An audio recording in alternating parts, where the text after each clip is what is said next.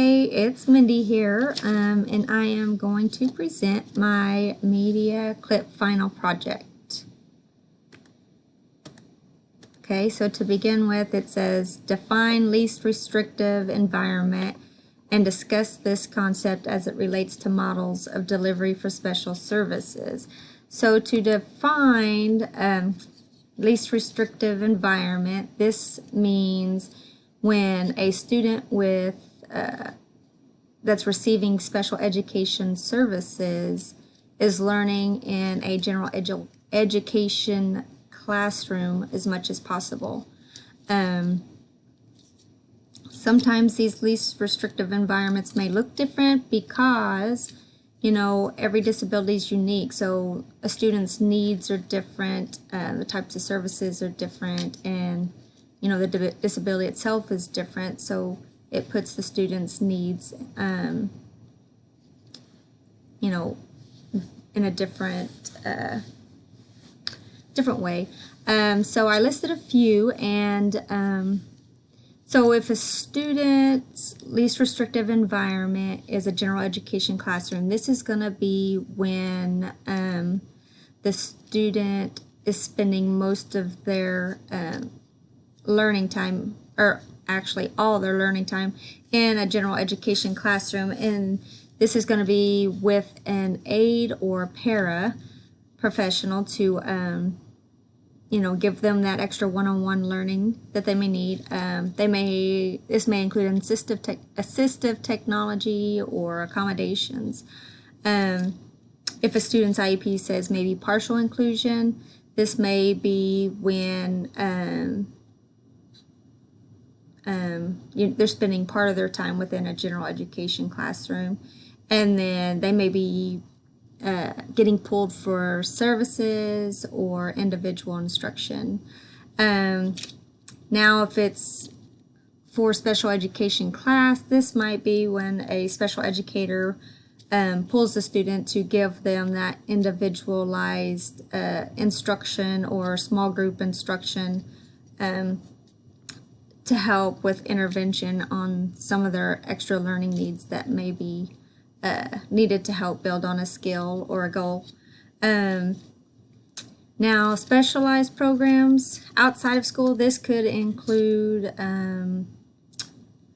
hospital programs or residential programs.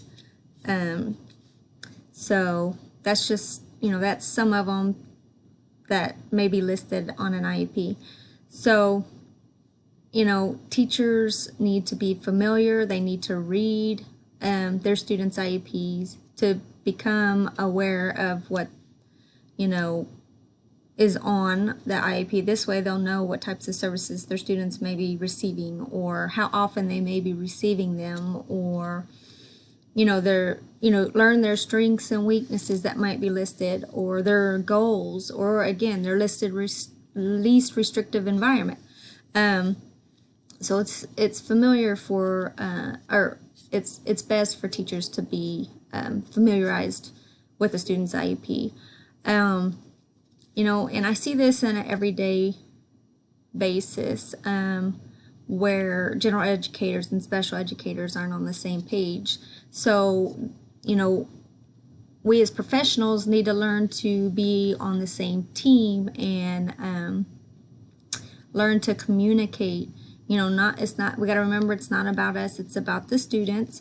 So if they can communicate, this is best, to communicate what types of accommodations the student may need, what types of modifications might be needed, what types of strategies could be given for that student, or what types of assessments, what kind of modifications may need to be used for assessments for the students so that they can become successful within that general educational classroom. Next, we have, why is the assessment process described as a cycle, and what are the components of the special education assessment process? Instructional decisions are having to be made in maybe needed to be modified, on a regular basis to determine how this student may learn best. Assessments are given to be used to collect data for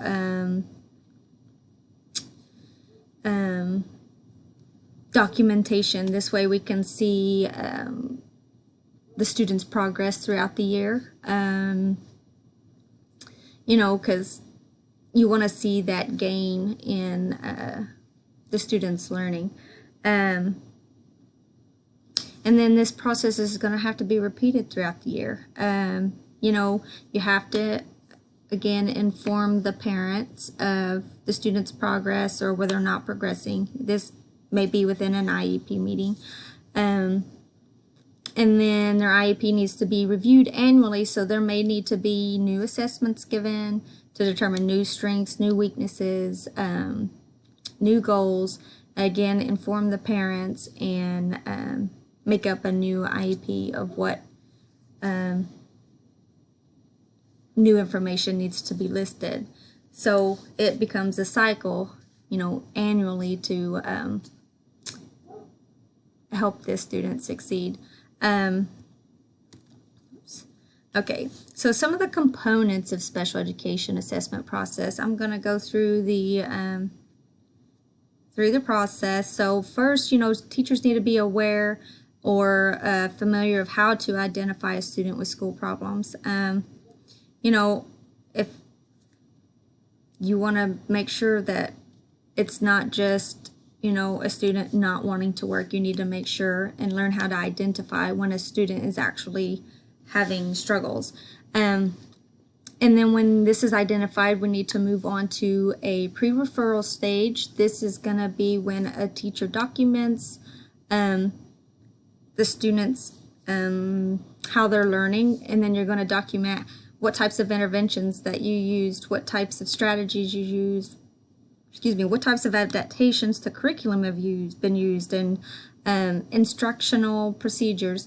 That way, whenever it's time to inform the parents, you have all this information gathered and you can let them know all the ways that you've tried to help and it has been unsuccessful. So once the parents have been informed, we show all this documentation to special educators to refer them. And then once they've been referred, of course, you have to make sure the parents know about it. And then once they give their permission, then the special education team has to determine a individualized assessment plan. And once this has been determined, then they're going to inform the parents again. And then once the parents give permission, then they can assess the student, and then they can go over the results, collect the results, and then determine if the student is eligible or not for special education services. If the student is eligible, then they are going to, once again, they're going to inform the parents. They're going to come up with an IEP plan. They're going to discuss it with the parents during an IEP meeting and come upon an agreement. Once there has been an agreement and the parents have again been informed and gave permission, then the services can be implemented to the student as soon as possible. So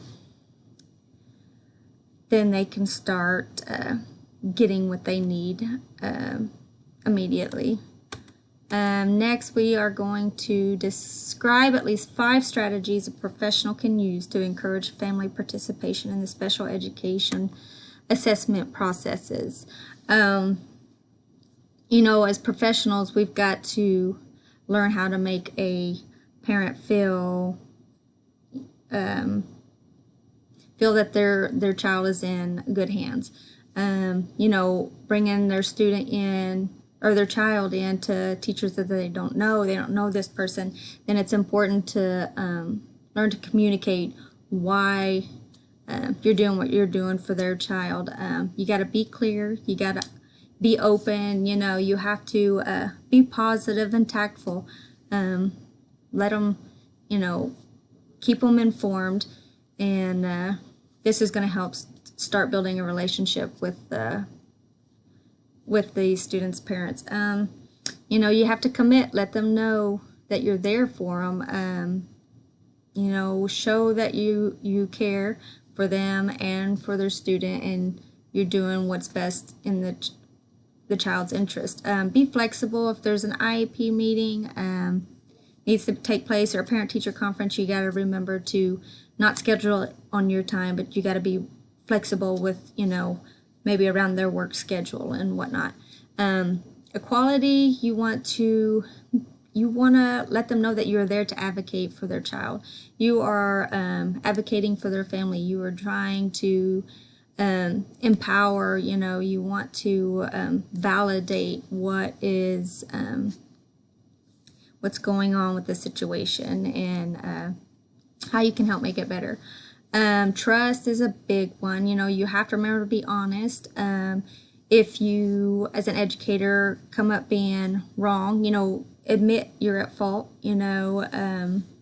That way they know that you are taking ownership of your own responsibility, what you did wrong. You know, just if you can gain a parent's trust, they're going to want to be more engaged in their child's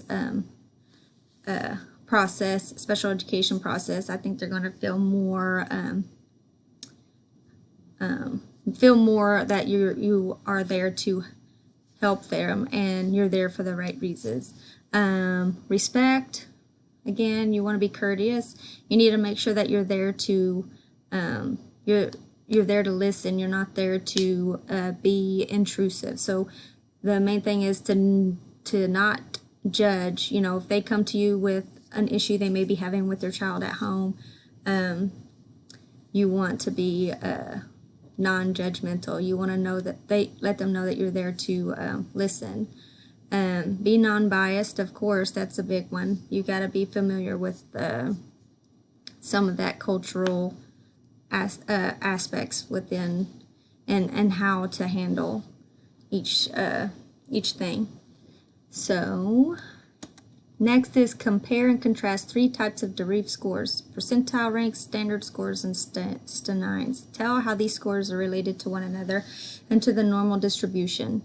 Percentile ranks, they're going to be what shows the proportion of scores that were lower than a child's score.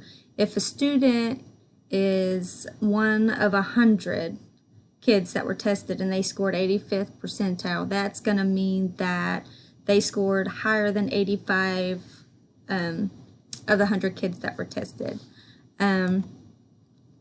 Now, you know, percentile rank scores they're more preferred if it is based on age and grade equivalence.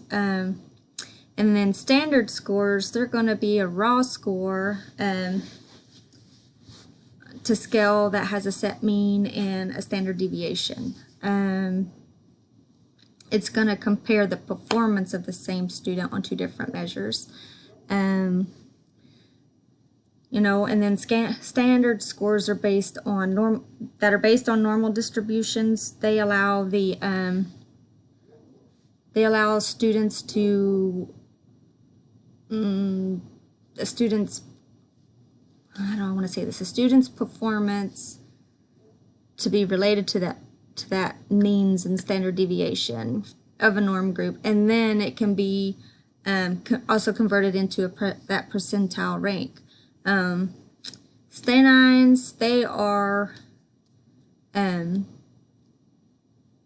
test scores on a 9-point standard. This could be a 9-point standard scale with, let me think, a mean of 5 and a standard deviation of 2. You know, stenines represent the range of performance rather than the specific score.